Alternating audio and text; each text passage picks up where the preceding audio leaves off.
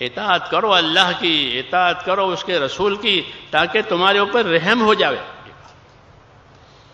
رحم لانے کا راستہ یہی ایک ہے کہ زندگی اللہ کے حکم پر آ جاوے۔ پھر ہر حکم کے ساتھ اللہ کی طاقت ہے، ہر حکم کے اندر ایک اثر ہے، ہر حکم کے اندر ایک اجر ہے۔ یہ بھی ہے کہ ہر حکم میں ایک اثر ہے، ایک اجر ہے۔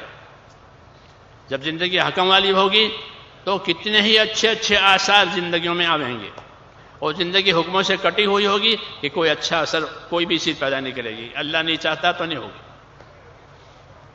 علماء نے لکھا ہے کہ دوا بھی جو اثر کرتی ہے وہ حکم سے کرتی ہے۔ فرشتہ ہوتا ہے، وہ دوا کو درد کی جگہ پر پہنچاتا ہے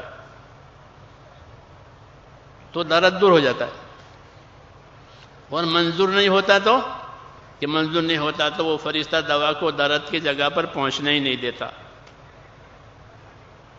تو دوا اثر نہیں کرتی۔ کیوں کہ اس کو روکا گیا ہے۔ حدیثوں میں ہے کہ اللہ نے بیماریاں بھی پیدا کی ہے اور اس کی دوائیں بھی اللہ پیدا کر چکا ہے۔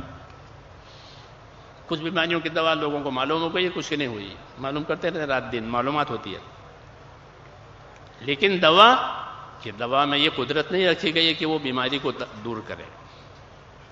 اس طرح مال میں یہ طاقت نہیں رکھی کہ مال حاجت پوری کرے اور مال راحت دے، بلکہ اللہ چاہے گا تو ہوگا، نہیں تو نہیں ہوگا۔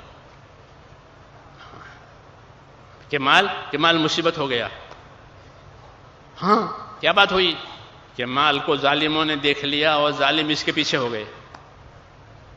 ہو رہا ہے دنیا میں، یہ مال کی وجہ سے مصیبت آ گئی۔ یہ اللہ بتاتے ہیں کہ جتنے غلط یقین جمیں گے اسباب کے اعتبار سے، اللہ کی قدرت اس کی کاٹ کرے گی۔ ہاں، حالات ایسے پیدا کریں گے کہ جو آدمی سوچ رہا تھا وہ نہیں ہوگا، کہ مال سے راحت ملے گی، مال سے راحت نہیں ملے گی۔ ہاں، کہ مال سے آفت آئے گی، مال کی وجہ سے آفت آئی، مال کی وجہ سے دشمنیاں ہوئی، مال کی وجہ سے حسد ہوا، حالات بگڑ گئے۔ اس لیے میرے دوستو، سب سے زیادہ طاقتور چیز جو ہے وہ اللہ کا امر ہے۔ الا لہ الخلق والامر، یاد رکھو مخلوق بھی اللہ کی اور امر اور حکم بھی اللہ کا۔ مخلوق میں وہ بات چلے گی جس کا اللہ امر کریں گے۔ اس لیے ہمارا رخ، ہمارے دین نے اور ہمارے نبیوں نے ہمارا رخ اللہ کی طرف کیا ہے کہ تم سیدھا اللہ سے اپنا تعلق جماؤ اور لا الہ الا اللہ کہو کہ کام بنانے والی ذات ایک اللہ کی ہے۔ حالات بھی وہ پیدا کرے گا، اسباب بھی وہ پیدا کرے گا، نتیجہ بھی وہ پیدا کرے گا۔ تینوں چیزیں اللہ کی طرف سے ہیں کہ اسباب بھی پیدا کریں گے، حالات بھی پیدا کریں گے، نتیجہ بھی پیدا کریں گے۔ تو تمہیں کیا کرنا ہے کہ ہمیں ان اسباب میں اللہ کے حکموں کو اور اس کے دین کو زندہ کرنا ہے۔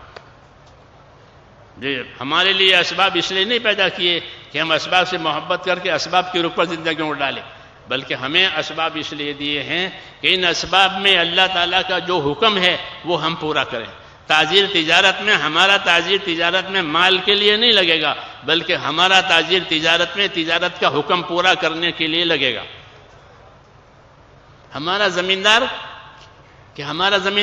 کہ زمین میں کہ زمینداری کو فائدہ حاصل کرنے کے لیے نہیں، بلکہ زمینداری کے کیا حکم ہے وہ پورا کریں گے۔ پھر فائدہ تو کہیں گیا ہی نہیں ہے، تجارت کا نفع کہیں گیا ہی نہیں ہے۔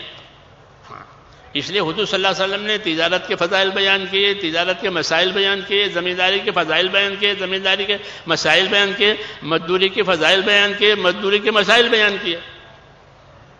سب چیزوں کے معنی سے وہ کہتے ہیں سب چیزوں کے فضائل مسائل ہیں کہ یہ مزدوری کی یہ فضیلت ہے، تجارت کی یہ فضیلت ہے، زمینداری کی یہ فضیلت ہے۔ خالی زمینداری کوئی دھندا نہیں ہے، بلکہ یہ بھی ایک فضیلت کی چیز ہے کہ اگر اس میں اللہ کے حکموں کی رعایت کے ساتھ یہ داخل ہوا تو اس کی زمینداری، اس کی مالداری، اس کی عہدیداری سب عبادت بن جائے گی، کیونکہ ہر لائن کے حکم دیے گئے ہیں اور اس کی فضیلتیں بیان کی گئی ہے کہ آپ کو یہ ملے گا اور یہ ملے گا اور یہ ملے گا۔ اس لیے میرے دوستو، اللہ تعالیٰ نے ہم کو اسباب بطور امتحان کے دیے ہیں کہ اس میں رکھ کر کے اللہ تعالیٰ یہ دیکھیں گے کہ آپ کیسے چلتے ہیں۔ رسول صلی اللہ علیہ وسلم نے فرمایا، دو باتیں فرمایا دنیا ہری بھری اور میٹھی ہے، یہ کیسی ہے؟ ہر آدمی کو دنیا ہری بھری اور میٹھی لگتی ہے. مثال دی ہے جیسے جانور کو جب پہلی بارش ہوتی ہے وہ جو سبزہ اگتا ہے وہ ہرا بھرا اور میٹھا ہوتا ہے، اور جانور اس کو خوب چرتا ہے، پیچھے سے مارے تو بھی نہیں ہٹے گا، کیونکہ اس کو ایسا لذیذ لگتا ہے، ریشم کی طرح وہ نرم ہوتا ہے. اس کی مثال دی ہے کہ دنیا ایسی ہری بھری اور میٹھی لگتی ہے آدمی کو. اور ہری بھری اور میٹھی لگنے میں اس طرف بھی اشارہ ہے کہ اس کو کوئی حرام سے لے تو بھی میٹھی لگے گی، اس کو کوئی حلال سے لے تو بھی میٹھی لگے گی، یا کڑوی لگے گی. کہ چوری کے مال سے مٹھائی خریدی ہے تو وہ مٹھائی کڑوی ہو جائے گی کہ نہ؟ کڑوی نہیں ہوگی، وہ میٹھی رہے گی.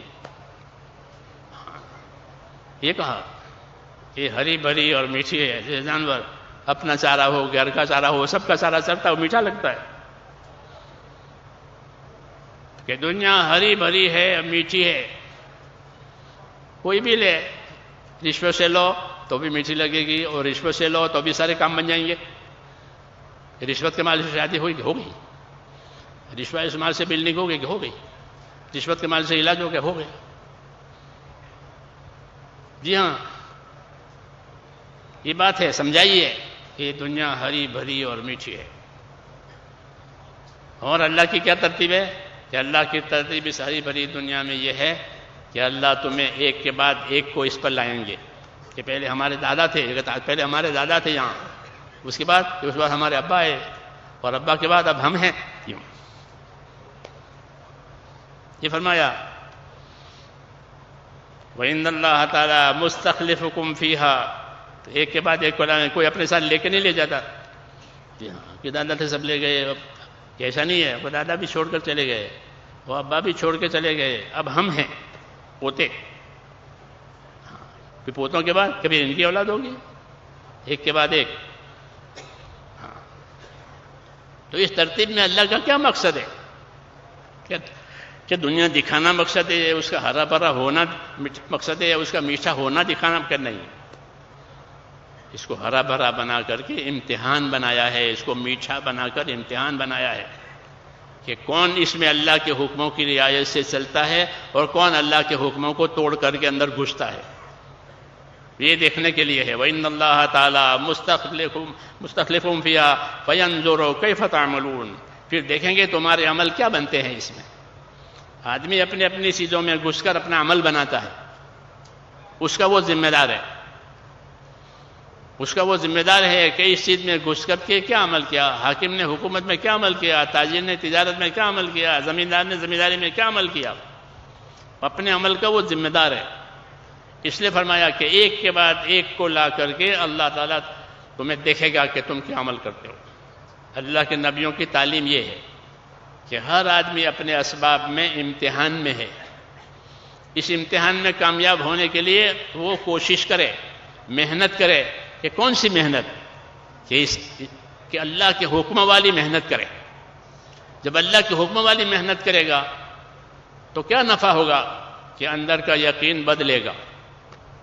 سب سے پہلی بات کہ اللہ کے حکموں کی محنت میں یہی سمجھا جاتا ہے کہ کرنے والا ایک اللہ ہے، اور جو ہوگا وہ اللہ کے حکم سے ہوگا. اللہ راضی ہوگا تو حالات ٹھیک ہوں گے، ناراض ہوگا حالات بدل جائیں گے. یہ دعوت ہے. تو جب اس حکم کی اس لائن کی محنت ہوگی تو اندر کا یقین بدلے گا کہ جو ہوگا وہ تو اللہ سے ہوگا، اللہ کے غیر سے ہوگا نہیں، پھر اللہ کو کیوں ناراض کروں. اس لیے رخ بدلتا ہے دین کی محنت سے. دنیا کے اسباب میں پھر وہ اللہ کے حکم کو لے کر کے جاتا ہے. اللہ کے حکم کو لے کر کے جائے گا، اللہ کے حکم کے ساتھ جائے گا. اور یہی مقصد ہے.